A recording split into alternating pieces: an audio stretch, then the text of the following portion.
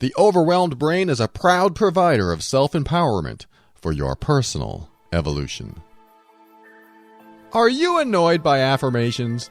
When you're on the 18th hole, taking that final putt of the game, about to take home the prize for first place, adjusting your stance and getting ready to swing, pulling the club back to take the shot that will pay for that new house. The crowd quiets in anticipation for... Think positively! You'll get it in the hole! Damn it! Who said that? If affirmations feel like lies and positive thinking feels like denial, then get ready to start creating the life you've always wanted now.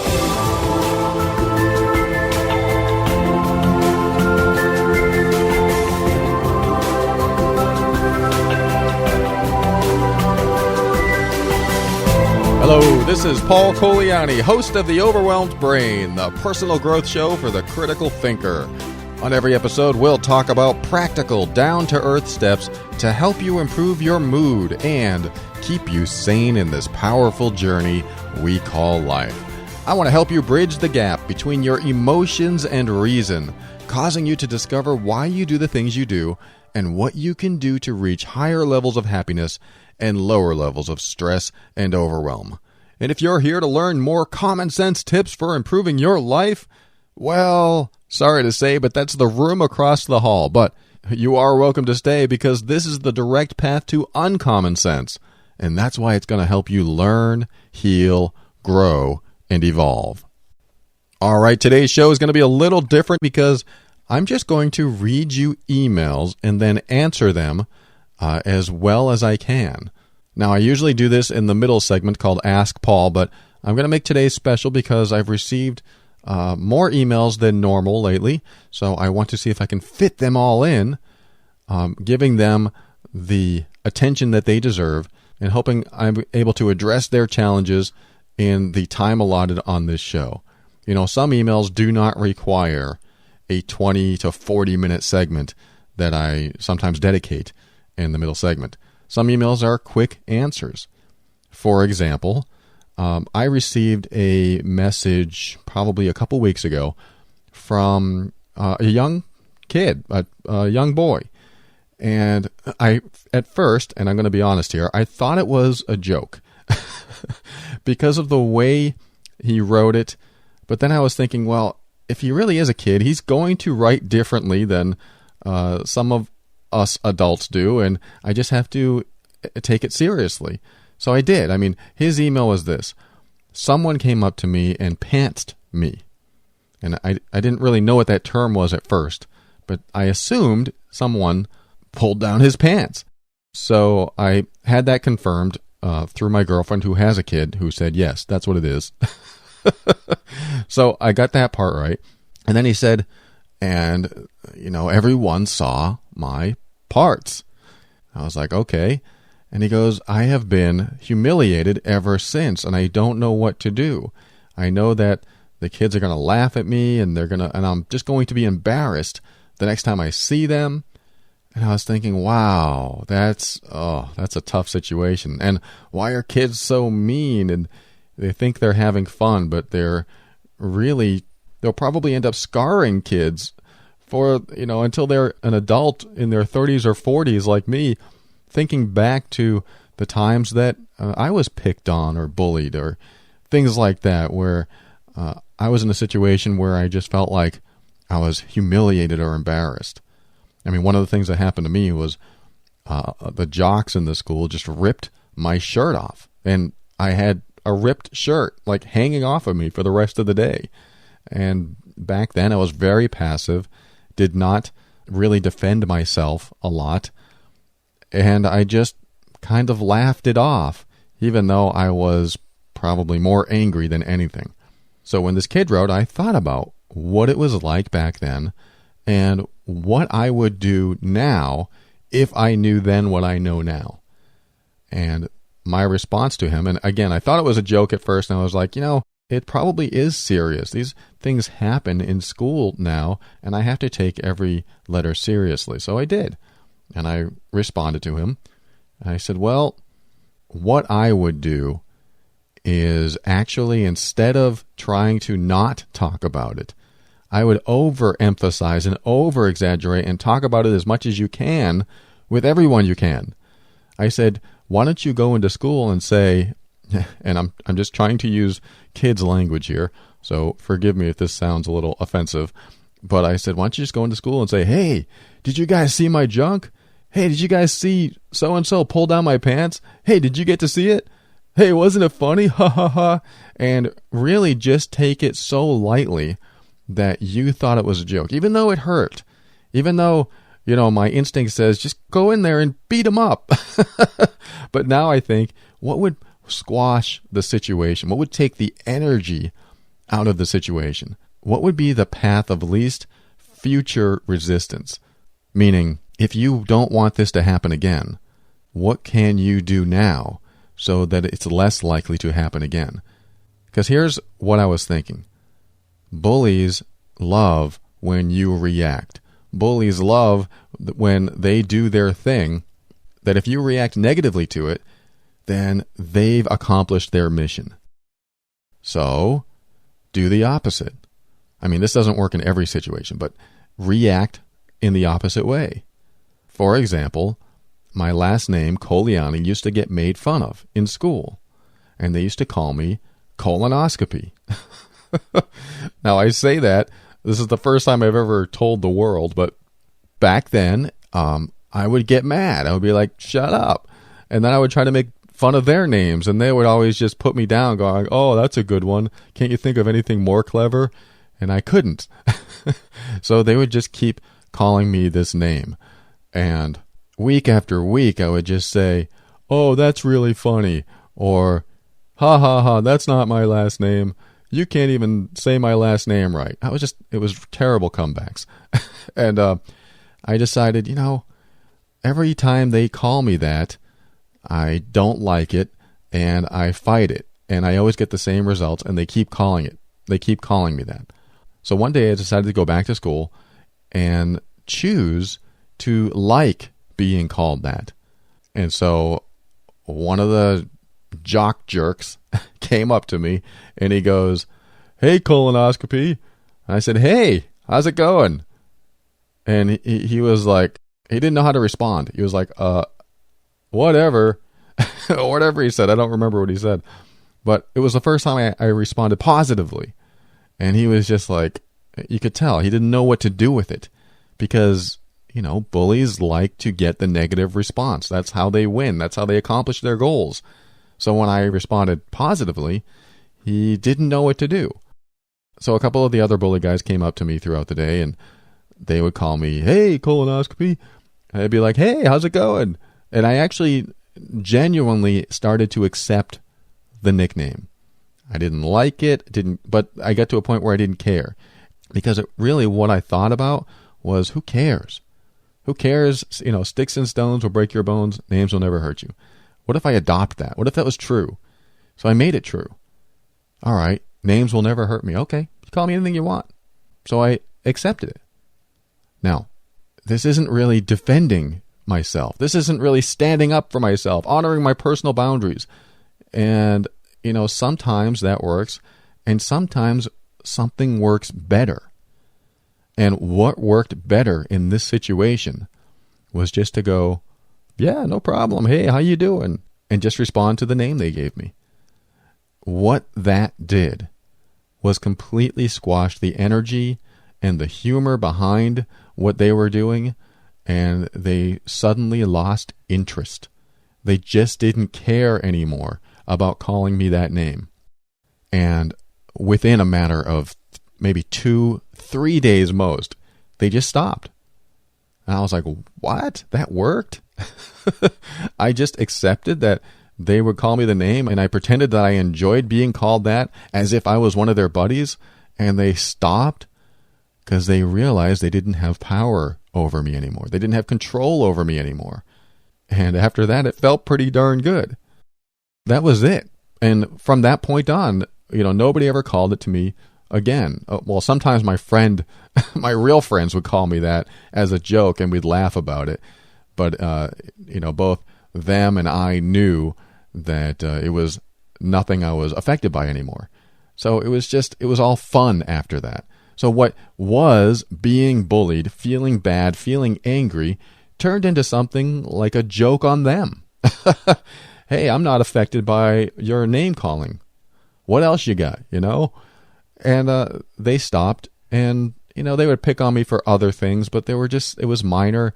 And, we all grew up, and we all moved on, so it didn't really matter anymore. But, when you're young, this stuff affects you.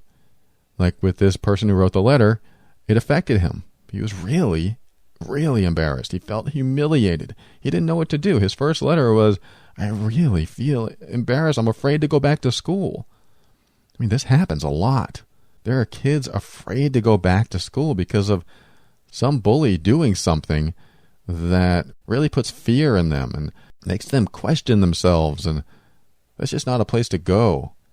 There are kids in school that do this. They bully other kids, and they don't realize the impact it's going to have on the rest of their life.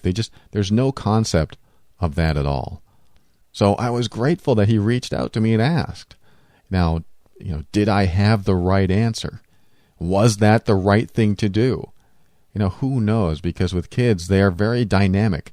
They can figure other ways to bully, or maybe they'll turn what I said around on him and really go after him. Oh, you liked it? Okay, how about some more? I mean, it could have gotten worse. But, you try something, and then you try something else. And then when you keep trying things and it doesn't work, then maybe it's time to stand up for yourself. Or, of course, get an adult involved. Get the right people, the authorities in your school, your parents. I'm not going to tell kids you need to stand up for yourself and just, pummel someone. That's not what it's about. But there is a point where you get picked on so much that you can't take it anymore. And what do? Do you turn it inward on yourself? Do you turn it outward on them? Or do you just say, you know what, I can't handle this. I need outside help. And that's what this kid did. He reached out to me. Maybe he reached out to his parents and they told him something, or maybe he didn't. Maybe he just wanted the advice of a stranger so he wouldn't get his parents' advice that might say, oh, just be a man. You're growing up, just be a man. Who knows? I don't know. But anyway, he did write back after I told him this. And he said, oh my God, it worked. Thank you, thank you, thank you. Thank you so much. I went in, I did exactly what you said, and they don't even care anymore. And when I heard that, I was just so touched because I remember what it's like being in that position. And if I had that kind of advice at first, my life would have been a lot easier. So I am so grateful that it worked, because does advice always work? Does my advice always work? I haven't heard from too many people that what I tell them is wrong, but who knows? With kids, like I said, anything's possible. So he came back and he wrote, thank you so much. If I have any more questions, I'll let you know.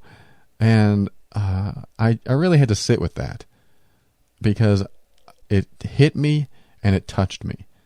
It hit me that, wow, something I said really affected his life, and now he's no longer humiliated. That felt good. That felt good. And knowing that he could have been scarred if he really took this inward. If he turned this inward onto himself, thinking that it was so embarrassing that all these people saw his parts, what he called them. If he turned that inward and repressed that anger or fear or embarrassment or guilt or shame or whatever was going on inside his head, if he turned that inward, he would have carried that into his adult life. He would have carried that into his relationships. That would have turned into phobic responses to normal situations. There would have been some repercussions had he not dealt with it at the time he dealt with it. So I'm honored that he reached out to me. I don't even know how he found me. He just found my website, so he must have been looking up embarrassing or humiliating situations, which I have an article on. And he reached out to me, and I responded. And wow, I just think about that, and it touches me to no end, thinking that there was a crossroads here. He could have internalized it and kept it with him, or resolved it right there and then. So I guess my whole point of this little segment here is that if you're a parent or you know children and they reach out to you and they have a problem, remember that if they internalize these things, they take them with them. I mean, think about the stuff that you've internalized when you were younger. This is what turns into dysfunction when we're older. This is what happens to us. These are the things that pop up in different ways when we're older. I internalized a lot of not honoring myself and getting bullied when I was a kid. I internalized a lot of that and really became passive aggressive, and I would lash out for no reason throughout my life because I held on to this anger. I didn't have an outlet. I didn't release it when I was younger because I didn't know how. And the adults around me, they did the best they could, but at the same time I wasn't sharing what was really happening all the time, so they didn't know. So it's really hard sometimes with kids to understand what's going on in their life, and which is why it's so important to have open communication with them. And I'm not telling you anything you don't already know, but I just wanted to share that story that you can make a difference, not only in a kid's life, but in anyone's life, when you can help them see a situation differently, treat a situation differently. You can turn them on to shows like mine or shows from other people or articles or videos online just to give them a different perspective, because sometimes someone will mention something to you and it'll seem like something in passing. Like, oh yeah, that guy made me really angry. And then we'll kind of commiserate and go, oh yeah, that would make me angry too. Not realizing that anger, if they don't release it, they hold on to. It's just a simple thing, a simple conversation, but are they internalizing that? Not that we're going to analyze everything that everyone says, but it's just something to keep in mind. So anyway, this show today is all about many of the letters that I received, and I'm going to go through a few of them today and do some rapid fire responding and see if I can help those who write into this show. Now, what's unique about this is that I have not pre-read any of these letters, so I'm going to edit as I go, taking out any pertinent details that might identify the people who've written, and also coming up with insights or advice on the fly to see if I can help them through their challenge. So this entire show is Ask Paul. Thanks for tuning in. Hang in there. Let's get to our first letter coming up.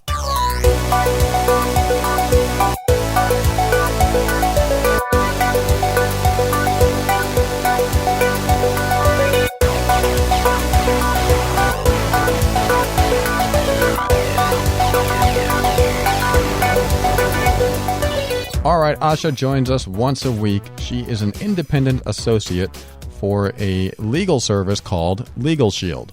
And if you don't know what Legal Shield is, just imagine that you have access to an attorney for almost anything that you need for a low $20 a month. Compare that to $5 a minute for a typical attorney, and you'll see how great of a deal this is. So if you have something going on or something is going to happen in your life where you might need someone on your side, someone with legal power on your side, think about getoutofthemess.com, and you can talk to an attorney for $20 a month.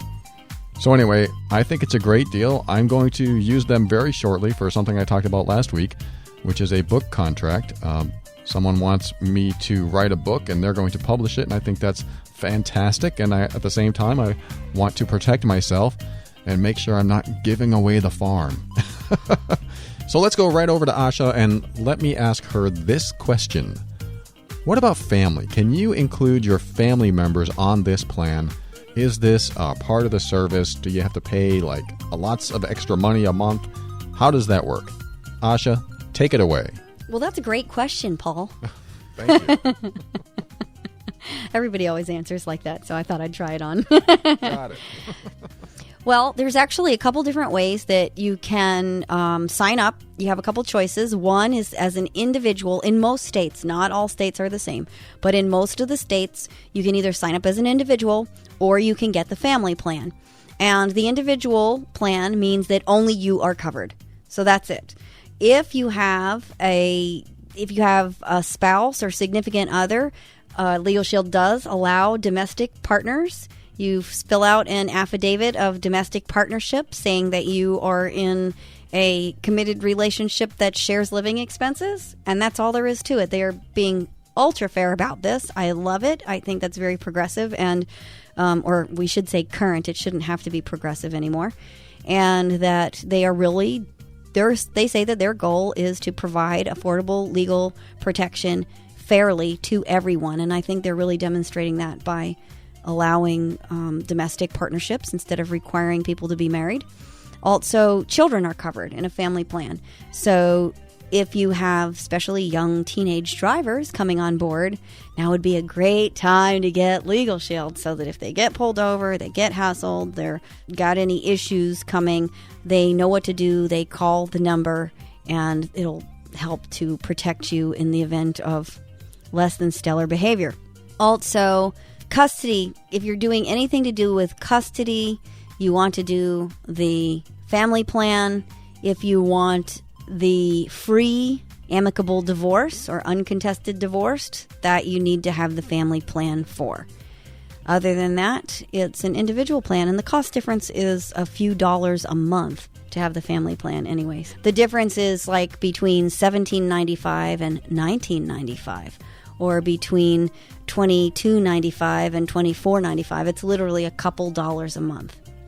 And actually, I just want to add in that when you get the family plan and I say that your partner or whatever is covered, when I say your partner is covered, what I mean is that literally you get that partner added to your plan and they can call in. You don't have to be on the phone. They call in, they provide the number, they provide their name, and they can ask questions exactly the same way you ask questions. Yeah, it's as if they had signed up themselves on their own. So, no limits. If you have questions or you are ready to sign up, please give me a call at 678-355-8777, or just go to getoutofthemess.com and you can register right online or send me a message there.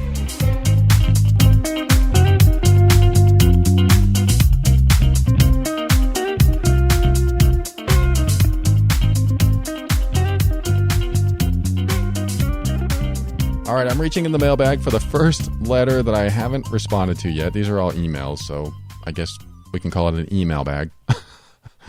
And let me pull this out right now. Let's see. All right, here's one from someone I'm going to call Jimmy. Dear Paul, I just wanted to once again tell you that I love the Overwhelmed Brain. I am also trying to honor myself more. It isn't easy, though. The hardest part of honoring myself is doing this at my work. I get that. Because one of my bosses is an irrational person. She wants everything her way and doesn't seem to give much leeway. I don't know if this is how she operates towards me because I'm the only male working there, or if she acts this way with everyone. Recently, she accused me of something that I didn't do, but I took the blame anyway because I know she's irrational. I have tried talking to her before about how I thought she didn't like me, and she just brushed it off like it was nothing.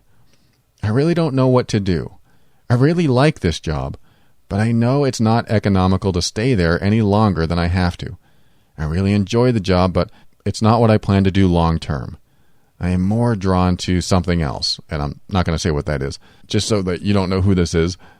And I do plan on getting the schooling necessary to get certified in what I'm looking at.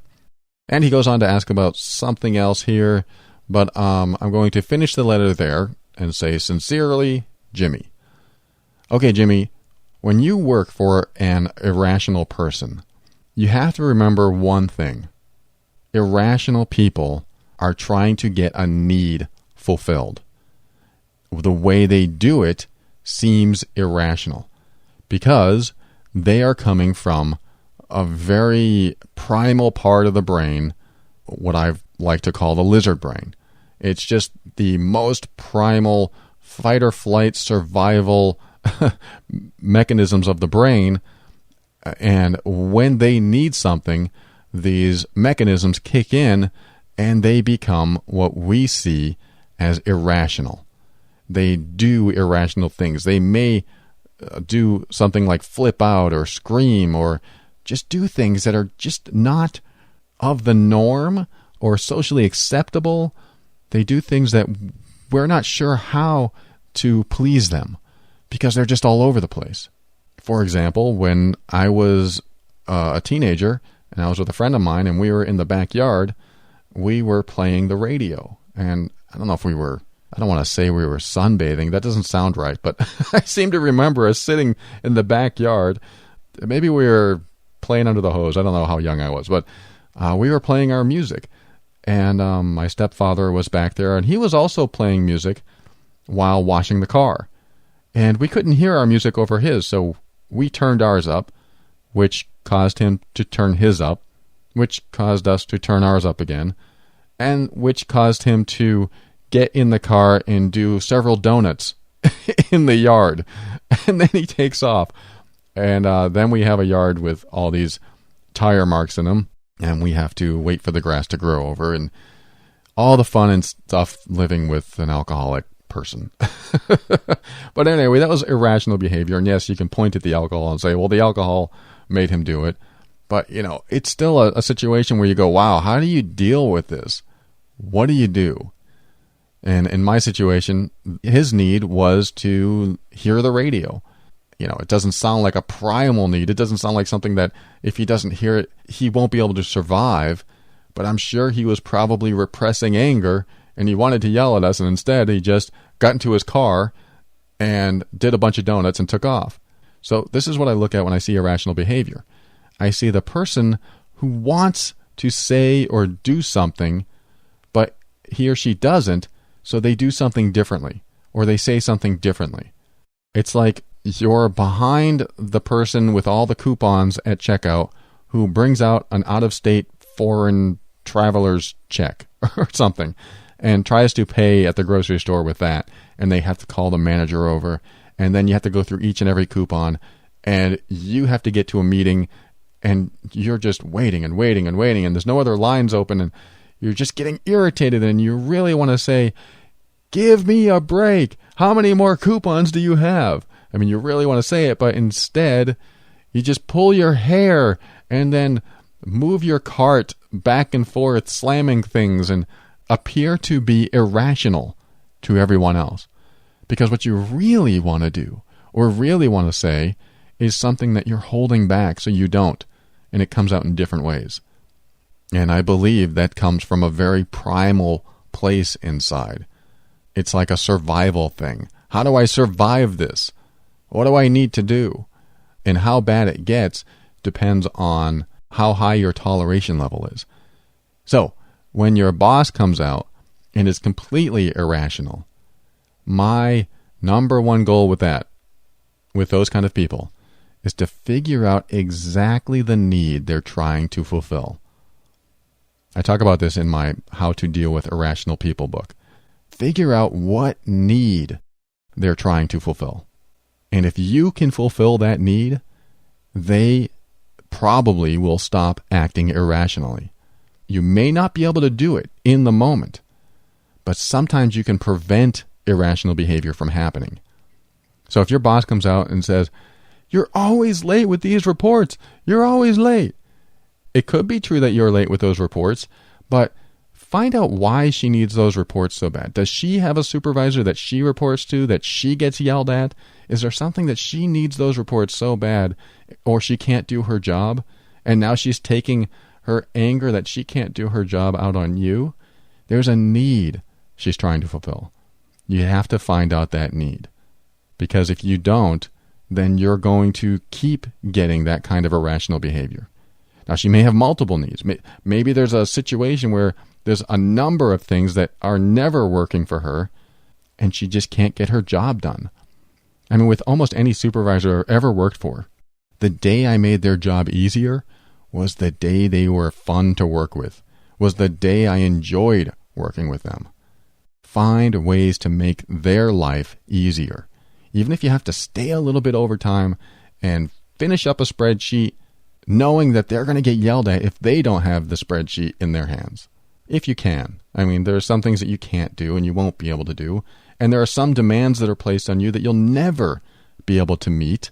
And even when you do meet them, you'll be asked to give more. And that's when hard decisions have to come up going, you know what, I give and give and give, yet you still want more, you still want more. I don't think I can work here anymore.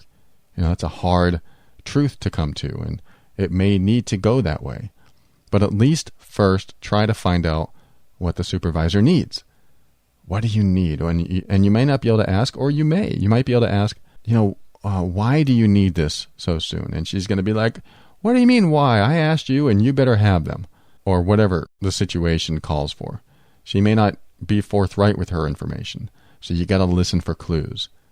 Now, my other piece of advice is something a little bit out of the ordinary, but this is the show for uncommon sense.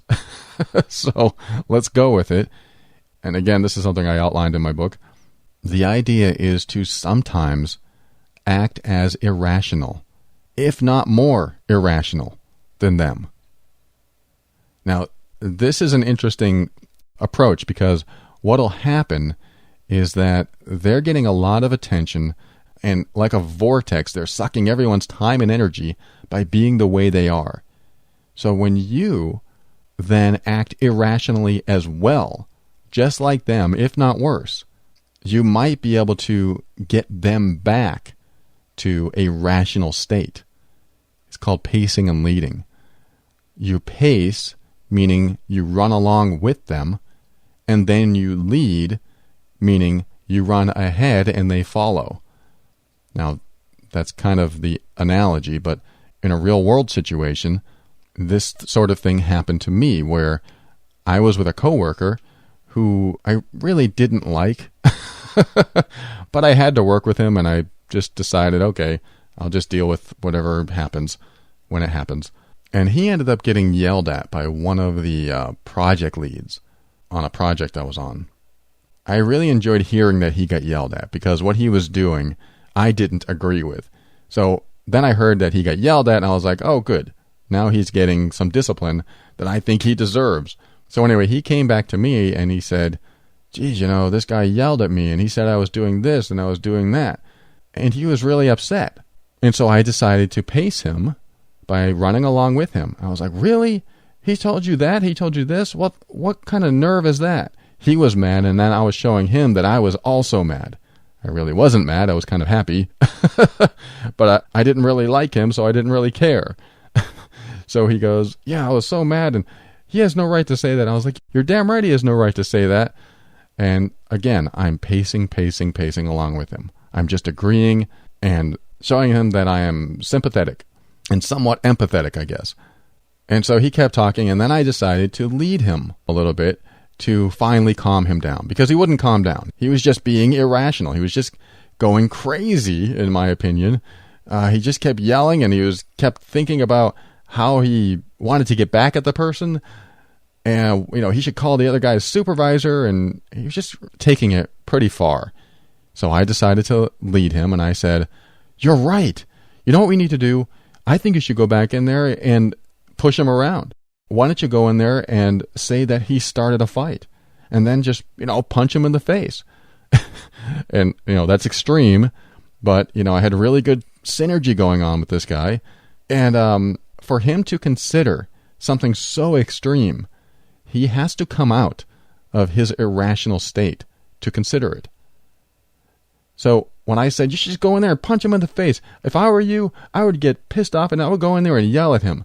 I mean, what do you get to lose? If you're right, then you can just stand by what you said, and so on and so forth. I forget what I said. And he started looking at me like, I don't know if I want to do that. And he started calming down because I went over the top. I went overly irrational. I was more irrational than him. And I brought him to a calmer state. And what that did was make him start thinking more reasonably, more rationally, more logically, coming back to a place where he could think clearly again. And he goes, well, maybe I'll just let it go. I mean, it was just a thing. And he just calmed right down. And after he calmed down, I was still like huffy, like I was in a huff, going, oh, well, I wouldn't let this go. And I was the one acting irrational. And the second part of that is that he now has to calm me down. which is easy because all he has to do is, no, don't worry about it. You don't follow through with that. And I was like, well, all right, if you say so. And I calmed down. Not that I was ever really irrational in the first place. Now, this is kind of a gray hat tactic. I don't know if you've ever heard of white hat and black hat, but white hat is like perfectly ethical, perfectly moral. Black hat is unethical, illegal, or immoral. And gray hat is one of those in-betweens, like, well, you're doing it, it's probably not right. It's kind of manipulative. It's influencing him in a way, but what's the end result? The end result is that he's calm.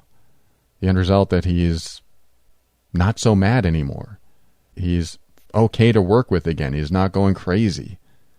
So that's my second idea for your situation, is to maybe, if she comes out, and I don't know your situation, Jimmy, but if your boss comes out and says, why aren't these reports on my desk? You could try to say, oh my God, you're right. I can't believe I messed that up. Oh, I'm so angry at myself. And then you start like punching yourself in the stomach or something. Or, not literally, but just getting so angry and just really putting yourself down, and see how she responds. I once told the story of my the president of the company running into my office going, you gotta get over there. You're gonna take care of this customer right now. You're gonna do it. She's calling me and she's going crazy. And he was just going off on me, and I'm like, okay, I'll take care of it. Okay. And he's like, you're not taking this seriously. You don't care about the customer. And I was like, yeah, I care about the customer. I'm going to call him right now. He was just upset that I wasn't upset. So he went to my boss and he told me that I wasn't taking it seriously.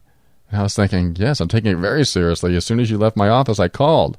And my boss came to me and said, the president of the company just came in and told me that you weren't taking this seriously. And I was like, I've already got him on the phone. What's the problem? The problem was that his irrational behavior wasn't met with my irrational behavior. So he didn't think I was as serious as he was. So sometimes you have to show people that you're damn serious.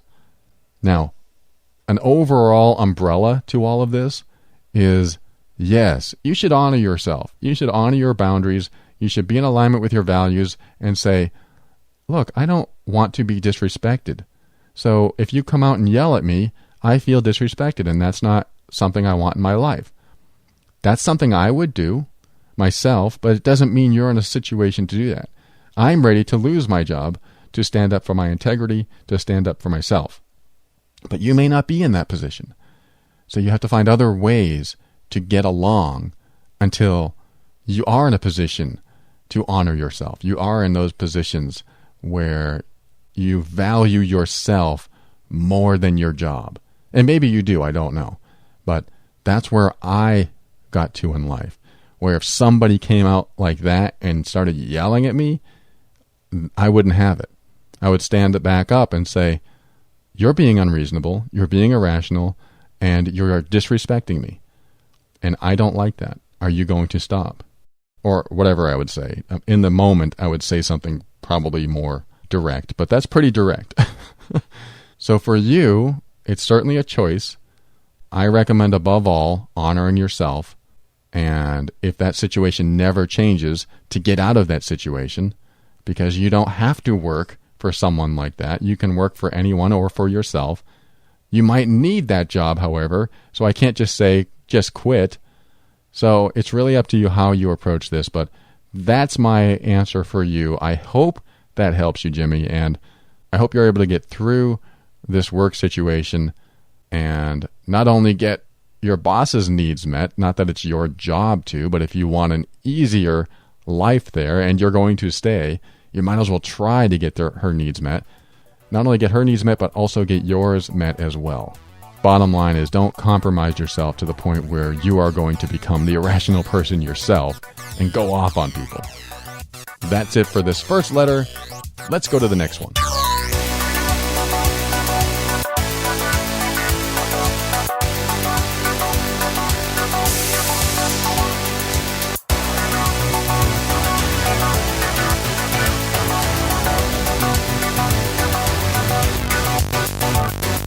As you know, I'm here to empower you once a week.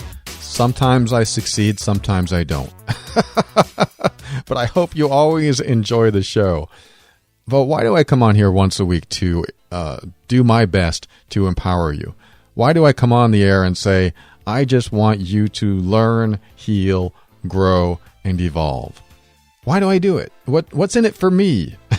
Well, some of it is, it may surprise you, selfish. Because really, I'm trying to make a better world for myself.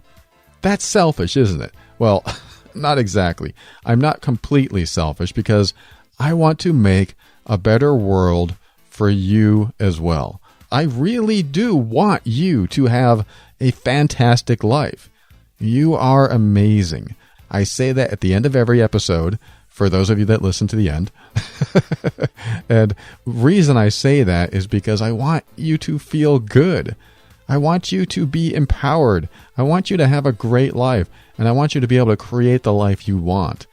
And one of the ways to do that, one of the major ways to do that, is to feel this personal empowerment. When you're empowered, you can make decisions that are right for you.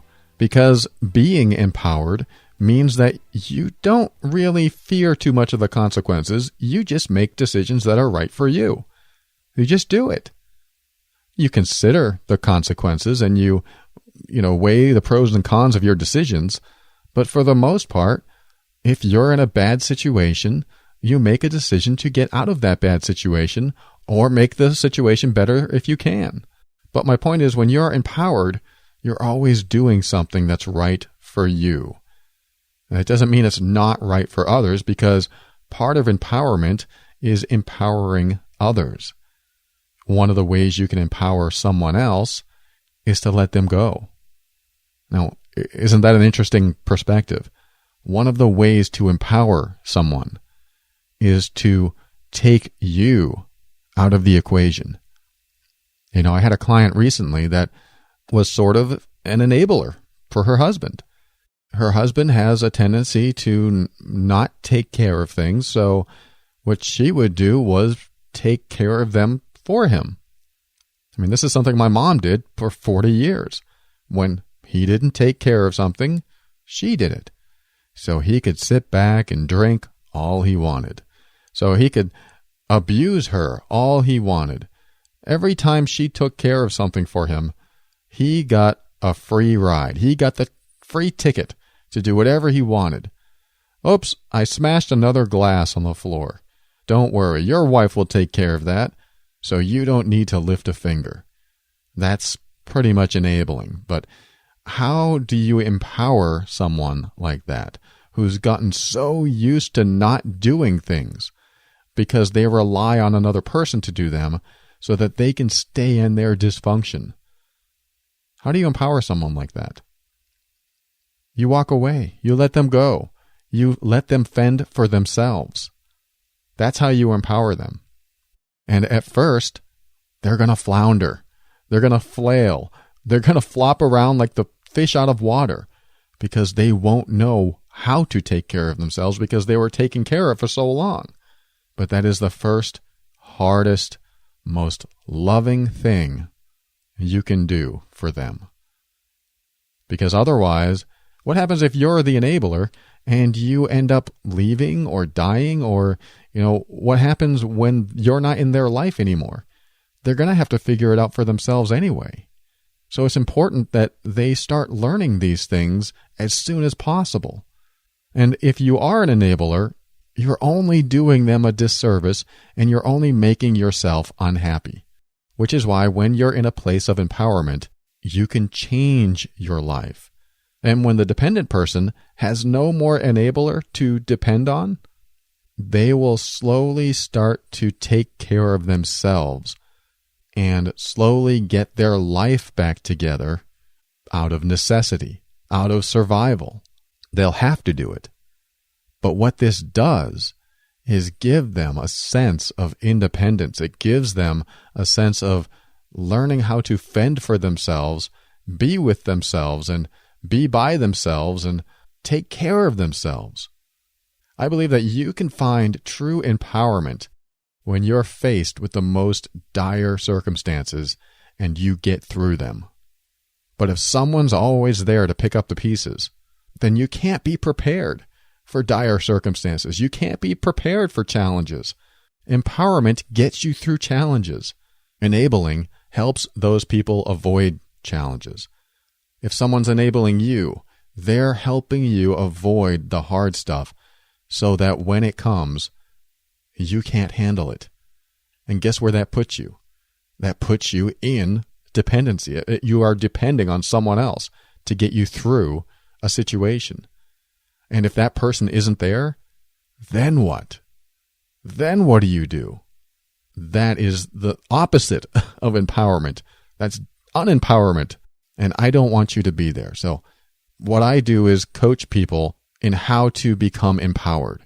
And some of the steps that I teach are not easy. I'll tell you right now, some of the steps aren't easy, and some of them involve very hard decisions because some people are in situations that keep hurting them, that keep pulling them into a place that they don't want to be. I have another client that is in a painful relationship, and she's not sure if she should stay or go. And I asked her, what's the difference if you stay or go if either way it's going to be painful? Except one way you have pain but you start to heal, and the other way you have pain and you keep it. I won't share with you which way that is, if she stays or if she goes, and which one will start the healing process. But that's an important question to ask yourself. If you're in a painful situation and it would be painful to stay or the same painful to go, but one decision leads to an eventual healing and being happier, would you take that hard step and make that decision? Knowing that it hurts to stay and it hurts to go, but one decision leads you to a happier place eventually. Would you make that decision? These are all important choices, and these are the kinds of choices that, sometimes I have to face with some clients, and it's not easy. Coaching with me can be educational and insightful, and you consider things that you probably have never considered before, and that's why people contact me, because they're in a place that they are stuck and don't think they really have any options and aren't sure how to get out of the situation. Not just relationships, it could be anything. But if you're in a place that you feel stuck and you're not sure what decision to make next, or you just need some insight on how to start feeling better in life, and you need someone to look at your choices in life and figure out if these choices are the right ones. Sometimes we don't even know if we're making the right decisions in life, and we're trying to figure out, why do I keep sabotaging myself? If you're in that place and you need help, visit theoverwhelmedbrain.com and click on Coach with Paul. I am here to help you. And if you don't have the money to invest in coaching with me, then I'm going to come back once a week for free on this show and help you anyway. That's what I'm here to do. It's both selfish and maybe selfless. It's self-compassionate and compassionate for you, because I want you to feel better. I want you to be empowered so that I can live in a better, happier, healthier world, and so can you. Let's go through this together. I hope to talk with you soon.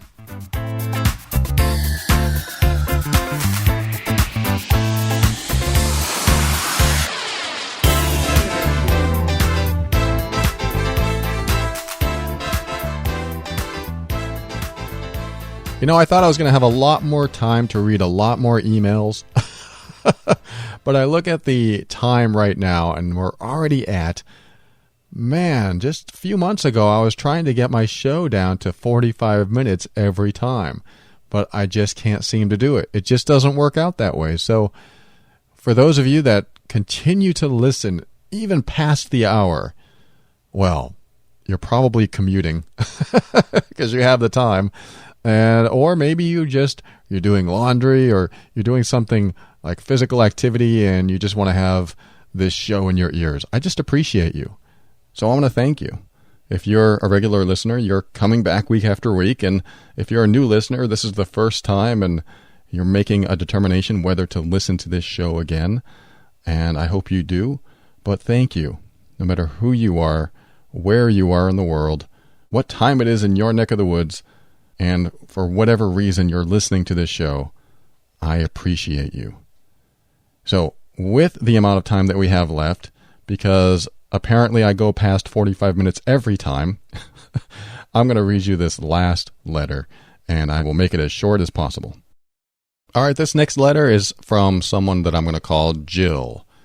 And Jill wrote, we wrote back and forth actually, and I've already answered her, but I want to read my reply to her to you because I believe it's very important if you're in a similar situation. Or even if it's not a similar situation, it's just something that I don't really talk about too much, which is spiritual beliefs. And spiritual beliefs can play a role in overall satisfaction and peace and fulfillment in life. Because sometimes there are things that we don't understand that we need to get past. And some of those things can be traumatic. And when we can't get past traumatic realities, what do we have left with? If we can't release the negativity from that traumatic reality, what do we do? Which is why sometimes it's really good to have a spiritual belief. So let me just read you one of the lines in this email that Jill and I had back and forth. She said, "I have one problem. I am in my 40s and I want another kid, but I have no one now." And she meant that she has no one to have a kid with. So I responded, "That is certainly a very personal decision. If you have no one in your life, then conceiving a child is a bit more challenging. Of course, it's not impossible, but there are obstacles. The truth is, you may or may not end up conceiving another child. And you may need to be okay if that doesn't happen.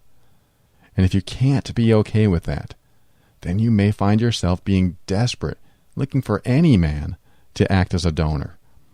And though you may find a great guy who also wants a child, you may not see that he doesn't make a great dad. That's the hardest part about wanting something so badly. It can cause us to turn a blind eye to the not-so-great qualities of that thing. I think spiritual beliefs need to be a part of things like this. For example, being okay with what's meant to be, instead of fighting it and wanting something that may never happen. For example, some people believe in reincarnation, and that whatever doesn't happen this time around can happen next time. And some people believe that we choose the life we have before birth as part of the process of having new experiences every lifetime.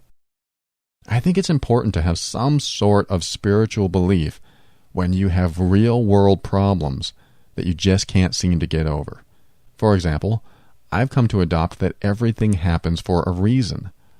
I don't know how or what the reason is, but it comforts me to know that everything in my life has a reason and a purpose. And even if I end up single and poor, it was by design. I can curse my situation all I want, but knowing it was by design does make me feel better, because that means my comfort lies ahead, and my wisdom is being created in the moment. So, it's quite possible that you are meant to have another child, but it's also possible you're not. If you have spiritual beliefs, then refer to those and meditate, or be okay that you're being led to your best interest. If you don't have spiritual beliefs, and you're resisting all the stuff that you don't want in your life, it's a lot harder to enjoy living in general. So I hope you're okay either way if another child doesn't come your way. Sometimes what we do with our time is meant for something greater or different or beyond our understanding. So please keep an open mind. I do wish you the best through your situation. Sincerely, Paul. And Jill and I have talked back and forth, but that was the one part of the email that I wanted to read, because I do believe that when you have such traumatic events that have happened in your life, or that you're trying to face something so hard to face and you just can't really accept it, you have to fall back on something. You have to fall back somewhere. And it's nice to know that a spiritual belief can help cushion that fall. So when you're falling back, you have something to fall onto or into. For the longest time, I was more atheistic than anything. But then I realized there are so many things that I don't understand in the world, and there are so many atrocities that go on in the world, that there's got to be some sort of method to this madness. And I thought of my own life, some of the abusive situations that I've been in, some of the hardships that I've dealt with. Is there really no meaning to any of it or anything at all? And when I think about all this stuff having no meaning, it doesn't feel very good. So I decided to develop spirituality. I decided to develop a belief system that worked for me. And I think that's the most important thing I can say to you. If you don't have spirituality and it works for you, perfect. Don't change. Be that way for as long as you want. But if you still have unanswered questions and it bothers you, or real trauma that has happened to you, and you just can't seem to let it go, no matter how much you listen to this show, or how much therapy you get, or seminars you take, or coaching you get, if you just can't seem to get past it, consider your spirituality. Consider what you can believe that will work.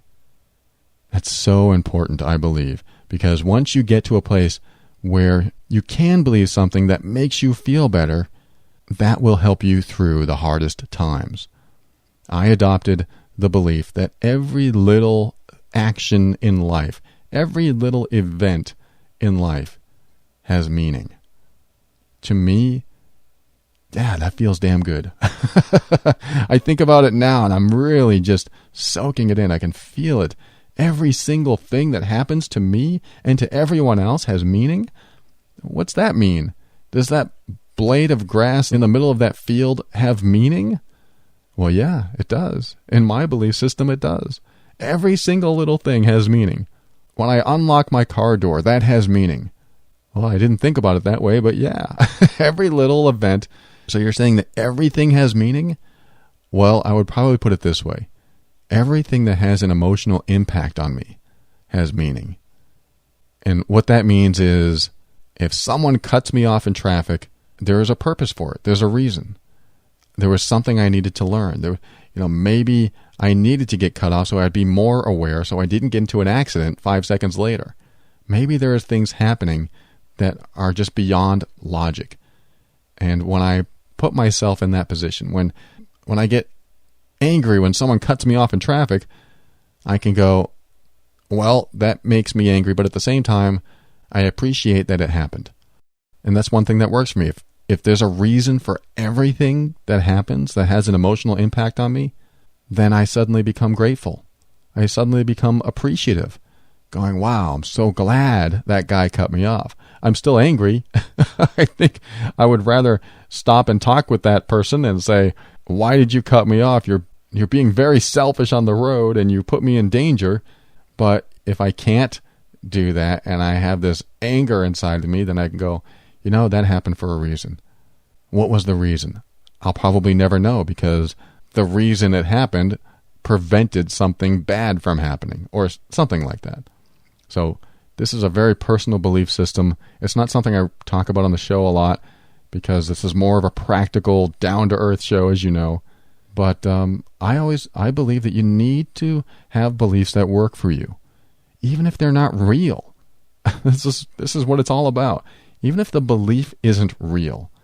If you have an imaginary dragon that follows you around and gives you advice, and it works for you, and your life is better because of it, go with it.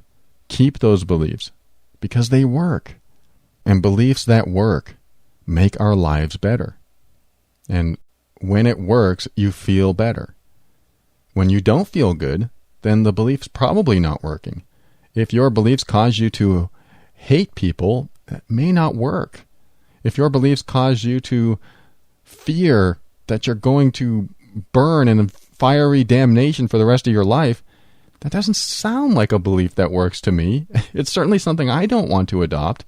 But if it works for you and it helps you live a more peaceful, wonderful existence, then do it.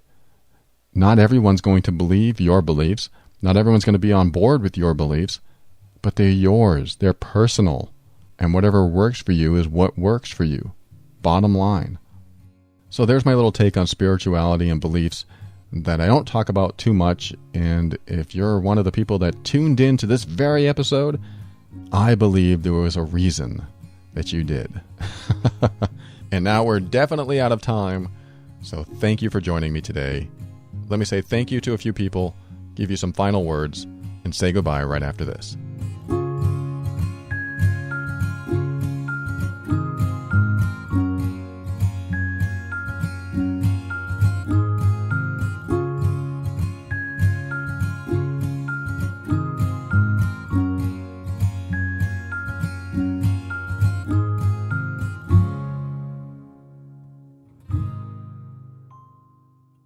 Thank you for listening to another episode of The Overwhelmed Brain. I want to thank Asha with GetOutOfTheMess.com.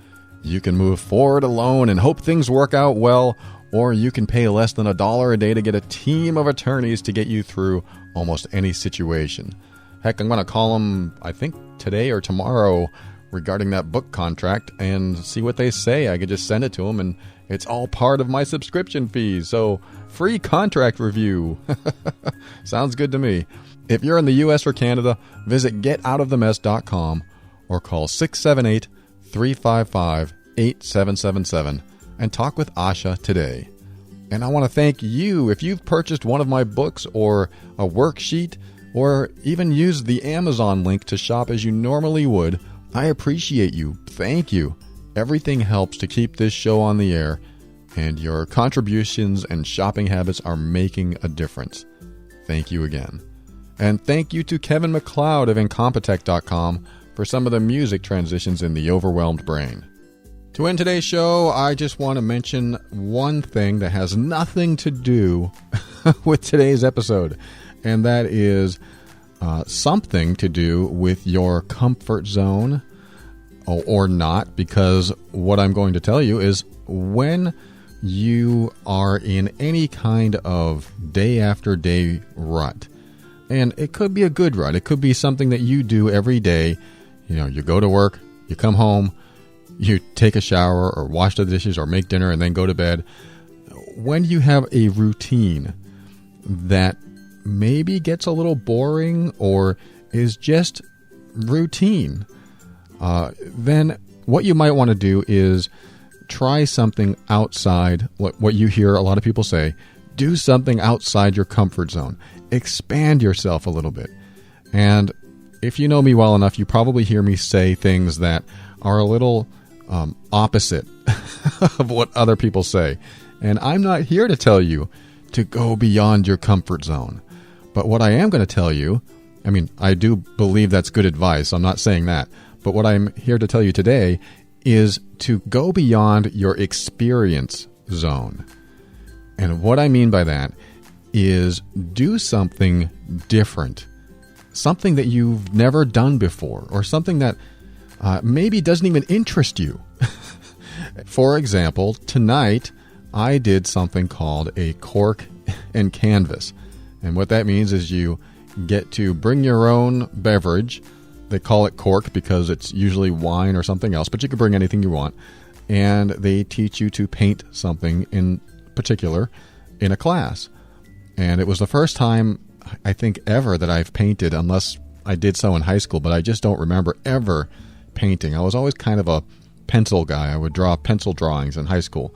But tonight I decided, my girlfriend set this thing up where we would go paint a picture that we get taught in a classroom environment. And I had a picture in my head of what I wanted to paint. And the teacher taught everyone to paint a certain picture, but I was allowed to not paint that picture if I wanted to. So I chose not to. I was the only person who chose not to paint the picture she had in mind. And what I came up with was exactly what I saw in my head. And I just thought it was fascinating that I could do that. And that pushed me beyond my experience zone. That gave me new knowledge that I didn't know before. It allowed me to experience something that was completely different. And let me tell you what happens when you do that. You develop new appreciation for things that you'd never thought of before. So if you're one of those people that walks around not really in appreciation of things, then try something new. Push yourself beyond your experience zone. And just do it for a couple hours and see what it's like. If you've never, I don't know what it's called, knitted an Afghan. If you've never done that, try it. You might hate it or you might love it, but at least you'll develop an appreciation either for the act or for the people that do it themselves. And that's what I find most fascinating, is that after tonight's class, I looked at everyone's painting, and everyone had a great painting. Everyone's painting was unique. And I just sat back and went, wow, everyone can paint. I mean, there's no one that can't paint, because as soon as you apply that paintbrush to the canvas, you are displayed all over that canvas. Even if you just do a bunch of crisscrosses in different colors, which people do, it's you coming out, being expressed in some way. So whether it's painting or knitting or going to an antique car show if you've never been to one, or going to some sort of festival that you probably have no interest in, I say check it out. Push yourself beyond what you've experienced already in life and learn new appreciations. And maybe you'll pick up something that you didn't know you liked. Maybe you'll start enjoying things that you didn't know that you would enjoy. And with that, I want you to open your mind and step into your power and be firm in your decisions and actions so that you can create the life you want. Always take steps to grow and evolve and push yourself beyond your experience. You are powerful beyond measure. And above all, and this is something I absolutely know to be true about you, you are amazing.